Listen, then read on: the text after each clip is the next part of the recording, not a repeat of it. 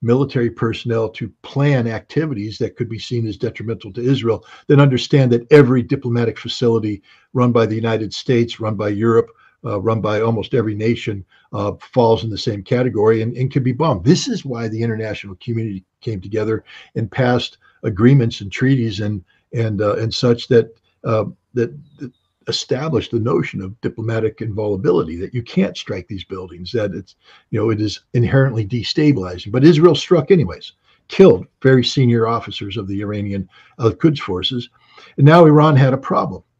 If Israel was allowed to get away with this, then Iran wouldn't be able to do anything. Everywhere they turned, Israel could reach out and strike, and eventually Israel would become more and more bold, and it could lead to the Israelis deciding to strike Iran directly using F-35 fighters, missiles, etc. And we also have to keep in mind that Iran has been trying to get the United States for over 30 years now to join it in a military adventure against Iran, to destroy Iran's nuclear infrastructure, to destroy Iran's ballistic missile production capability, to carry out a regime change type conflict against Iran. That's been Israel's goal. Israel understands that it cannot fight Iran on its own, that it has no capacity to sustain meaningful military power projection into Iran, that it needs the United States. It must have the United States. So now we have a situation where Iran has to respond. But what is Iran trying to accomplish by attacking Israel? Are they trying to defeat Israel? Iran's already defeating Israel. I think we need to understand that what the axis of resistance is doing in terms of supporting Hamas in Gaza is a victory. The Israelis themselves, the day before the Iranian retaliation, Haaretz, a major Israeli newspaper, ran a front page story and said, "We've lost this war. It's done, finished. We can't win it. We're losing." And the Israelis recognize this. And so Iran's already winning. They don't need to attack Israel to win. And they don't want to do something such as an over response that empowers Israel to carry out a strike against Iran that the United States would feel compelled to join in on, thereby creating the conditions for a general war between Iran and the United States. So the response needs to be measured, but it also has to make sure that everybody involved understands that Iran will never again tolerate this. Now, deterrence only works if the people being deterred believe. I mean, if I told you that my deterrence is to walk up to you and run a feather lightly across your face, are you deterred? No. But if I told you, you do that, I'm going to pound your face into pulp, bloody pulp, leave you bleeding on the ground, spitting out your teeth, you'd say, well, that I don't want to happen. Therefore, I'm not going to do this. But now if I pound your face into a bloody pulp so you're spitting out teeth, I might go to prison. I might pay a consequence for that. And I'm saying, is it worth it? Maybe if I just went up to you and put my fist right in your face and tapped your nose just enough to let you know that I can make contact with your face anytime I want. And when I do make contact seriously, you're going down. That would be deterrence. You'd say, well, I couldn't stop that fist from touching my nose. What if he had hit me hard? I don't want that to happen. That's what Iran did. Iran carried out an action that wasn't designed to defeat Israel or to do harm to Israel. It was to let Israel know that Iran can reach out and touch Israel anywhere, anytime, with any amount of power, and there's nothing Israel can do to stop it. The proof in the pudding, Nevatim airfield, the most heavily protected place on earth when it comes to anti-ballistic missile capability, specifically tuned to deal with Iranian medium-range missiles, the very missiles Iran was firing into Israel. They had a giant ANTPY-2 X-band radar. Now, this is important for the Chinese audience here because this X-band radar is tied to the THAAD missile defense system that we throw into Guam and we throw into South Korea and Japan. We put it everywhere because we say it's part of our ballistic missile defense capabilities. And we're trying to tell the Chinese and others, North Koreans, we got your number. Don't even think about attacking us because we got this missile capability, this defense, this radar that will detect you attached to these missiles that will shoot you down. We're deterring you just simply by deploying this stuff. We had that in Israel. It's been in Israel for some time. And it's been linked into Israel's integrated anti-ballistic missile defense system, the Arrow 2, the Arrow 3, the Iron Dome, the improved Patriots, David Sling, all of these capabilities that Israel, together with billions of American taxpayer dollars, in concert with the American Ballistic Missile Defense Organization, has been building for one purpose and one purpose only, to shoot down Iranian missiles. That's all they're trained to do. That's all they're supposed to do. And Nevatim is where this radar is. It's where the F-35Is are based. It's where a lot of stuff goes on. So they're protecting it. And that umbrella extends out over the Negev region to include Dimona, Israel's nuclear facility where their nuclear weapons are produced, to include Ramon Air Base, other air bases. It's saying you can't touch the Negev, that this is our safe haven, that from here we will launch the strikes that do harm to you. And the United States and Israel were confident that they had the best capabilities in the world. On the 14th, Iran launched an attack. Let's forget about the drones and the cruise missiles. Those were basically the alarm bells purposely set off so that Israel could put people into bunkers, get the kids out of the way. Iran wasn't seeking to strike civilian targets, but you never know in conflicts like this. If a missile hits something, it deviates off. You don't want a bunch of kids in the classroom getting blown up. So Iran is saying, get everybody out of the way. Here we come. We're coming. We're coming. Get what I'm saying? We are coming. So all those missile defense guys are going, all right, we get to do our thing. And they enhance it by putting airplanes out there to shoot down the drones. They bring in ships ashore that connect with, here's an important part too, again, for the Chinese audience, because now you know, just so you know what happened here, the American Aegis class destroyers came in and became interconnected with the ballistic missile defense architecture. They are now one with it. It's not architecture plus ships. They have joined together. That's how we do things. That's how we'll do it against you if we ever have to fight you. We'll bring our ships in, they'll tie in, and we're saying, we got your number. You can't beat us. So they're all ready. The Iranians came in with at least 3 different kinds of ballistic missiles. Now, they threw a bunch of other ballistic missiles out there that were designed to be detected and to be shot down. They'll send those out first. Now, what's important here is that the Iranians are collecting intelligence as this goes on. They fire these older missiles out there, and they go, okay, detection time, reaction time. Very important stuff to factor in here. Detection time, reaction time. How many targets generate how much response? So if I send 5 missiles, what responds? What's coming after us? Which missiles? How do they layer their defenses? All of this is being collected by the Iranians, who are observing and incorporating all this data. So they fire these things out, and sure, these things are getting knocked down. They're not the best. These are older ballistic missile trajectory type weapons, and they're getting hit, knocked out of the sky. But that's okay, because now Israel is looking at the nodes in Israel where this stuff is being fired, and they redirect their missiles and they launch. The missiles they launched against these targets were, there were basically 3 targets that Israel was, 3 primary targets Israel was interested in hitting, and then several secondary targets. They hit them all. Number 1 was a secret Israeli facility in Golan. The Israelis aren't talking about it because I think it was pretty much handled. But this is a facility, an intelligence gathering facility that allows data to be collected in Damascus. And this intelligence was fed to the F-35Is that flew out of Nevatim and Ramon Air Base, or the I think it was F-16s that flew in support of this attack. And so all 3 of these bases were related to, and this is important, related to the attack against the consulate. Iran didn't carry out an indiscriminate attack against things. They hit 3 targets, major targets, that were involved in striking the consulate. The one target in Golan Heights was hit very hard. Why? Because even though Israel has annexed the Golan Heights, it's not really Israel proper. So it's basically saying, this is fair game. It's not part of Israel. We're taking it out. We're going to do damage here deliberately. But the other 2, Nevatim and Ramon, they're in Israel. Iran has to come in with that delicate touch to the nose. They can't punch the face in. So Iran sends missiles in. Let's just cut to the chase, first of all. At least 5 Iranian missiles hit Nevatim airfield, the most heavily protected space on Earth, designed to prevent any missiles hitting. 5 hit. The Iranians, I believe, announced they launched 7 missiles against Nevatim. So they lost 2. Now, did these 2 malfunction? Did these 2 get shot down? We don't know. My guess, probably shot down, because like a boxing match, even if you're an inferior boxer and you're going to lose the fight, you'll lounge around. You'll get a punch every once in a while. 2 missiles were shot down, but other missiles hit.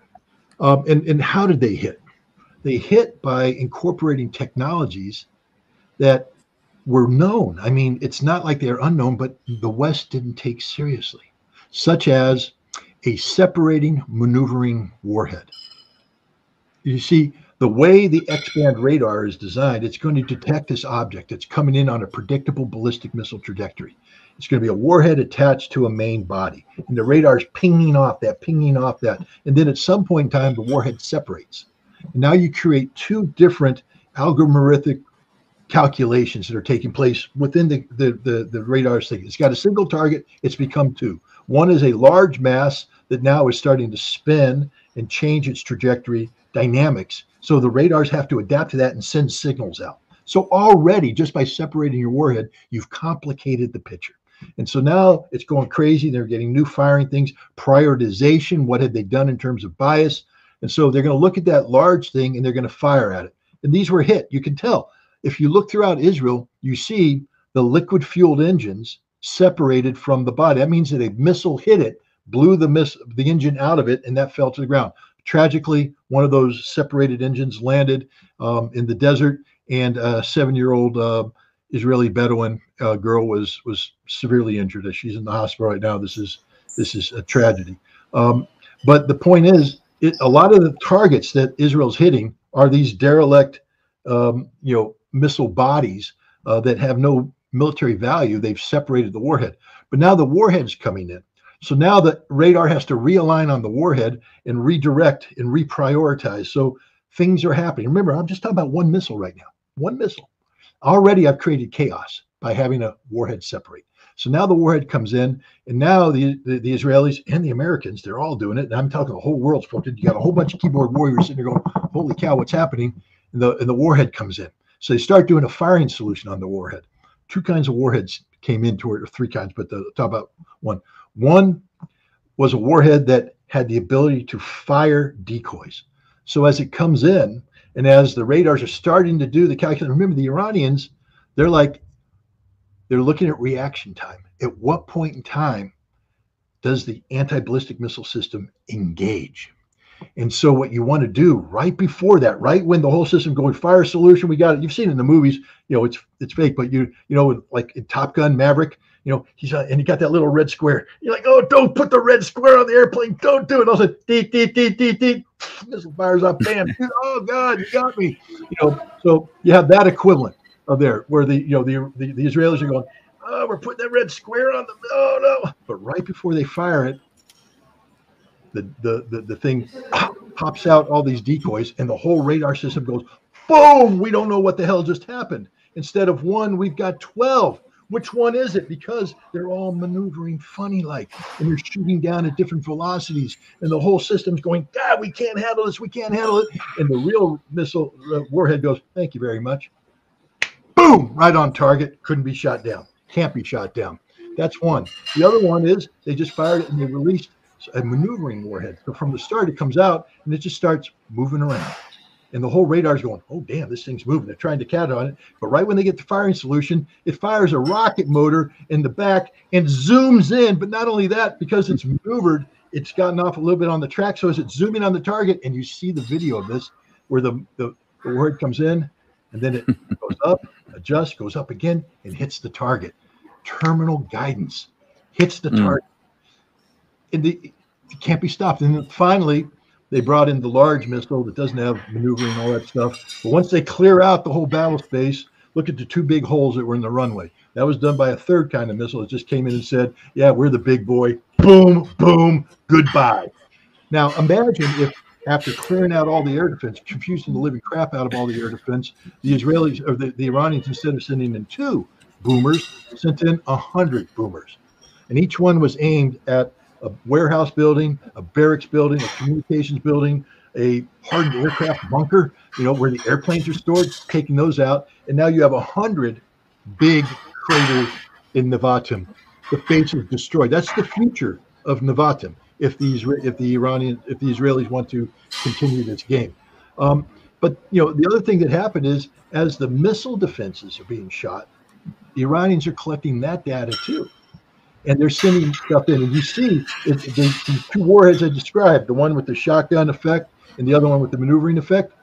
Take a look. They have us. You see on the video where the Iron Dome is firing off their rockets up there, and then wham, the guy comes in, fires his little shotgun shell, and they fire off more. Look at where the Iron Dome was firing, and look where the warhead hit.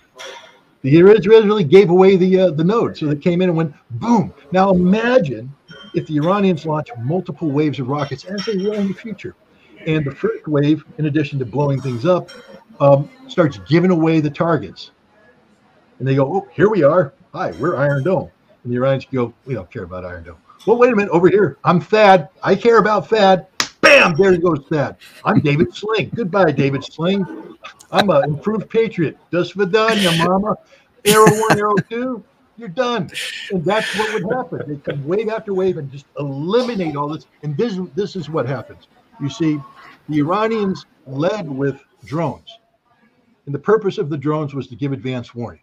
This was not a coordinated attack in terms of a classic time on target. See, a classic time on target has everything arriving at once. But now what the Iranians will look at what the Russians have done. The Russians have been masterful at going into Ukraine and taking out the Ukrainian air defense over time.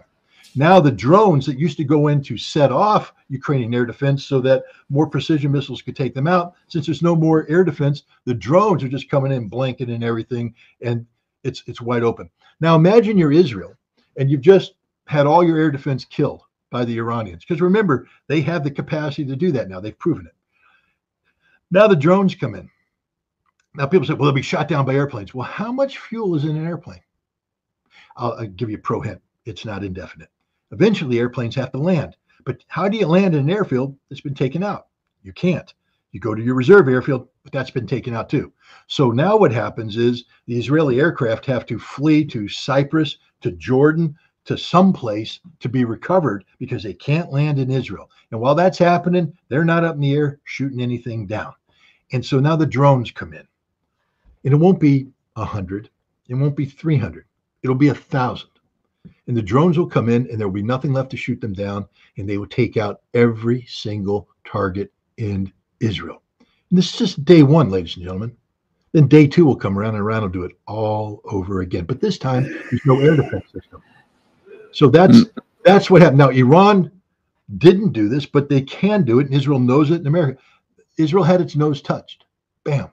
And they're looking back and they're going, damn, we couldn't stop those missiles. And there was only 7 fired. We shot 2 down, but 5 came in.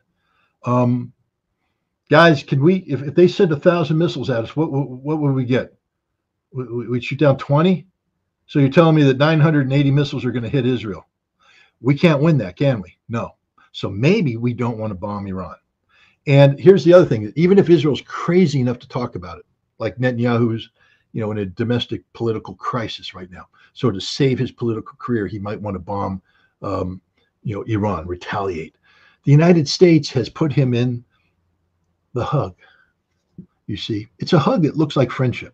Hi, Israel, we're here for you. Let me introduce you to my X-band radar that controls everything. I'm hugging you, telling you I love you. But now Israel says, but we want to attack Iran. I'm not letting go of my hug. You see, it's become constraining. It's not here to tell you I love you. It's here to tell you I'm controlling you. And that if you want to go after Iran, you can't use the X-band radar to defend yourself anymore. You can't use any of the stuff we gave you to do anything anymore. And we're not going to be there with you. How are you going to refuel your airplanes? Who's going to get diplomatic clearance for you to fly over Saudi Arabia, Turkey? No, you're going to have to go a very predictable route over Jordan, through Iraq, and then you're going to come in on a predictable avenue of approach because it's dictated by the reality of your fuel availability because we haven't refueled you. So you're going to come in with very limited time, which means that instead of maneuvering, you got to go direct route. And the Iranians have stacked their air defense and all your airplanes are going to be shot down because you suck as a tiny little country that doesn't know how to fight a war of this scope and scale without American assistance. And that's the reality of it. Israel's a nation that can't even handle Hamas in Gaza. And now they want to talk about taking on Iran. And they want to do it. What? They can only do it if America helps them. The F-35 is a nice airframe, but it has extreme limitations. And one is fuel, the other is payload. I don't care how stealthy you are.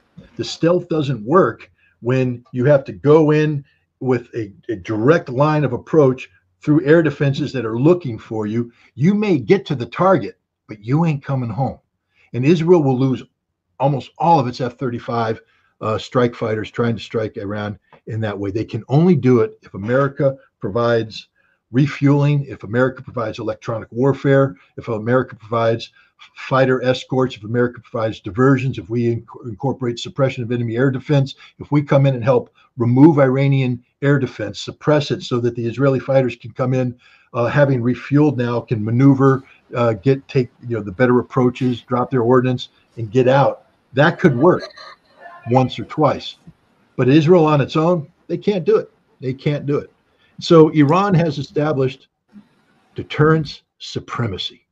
That's the reality. Israel now looking at the fact that if Israel reaches out and touches Iran, Iran will hit Israel tenfold, doing far more damage to Israel than Israel would do to Iran. Let me jump in there for a second.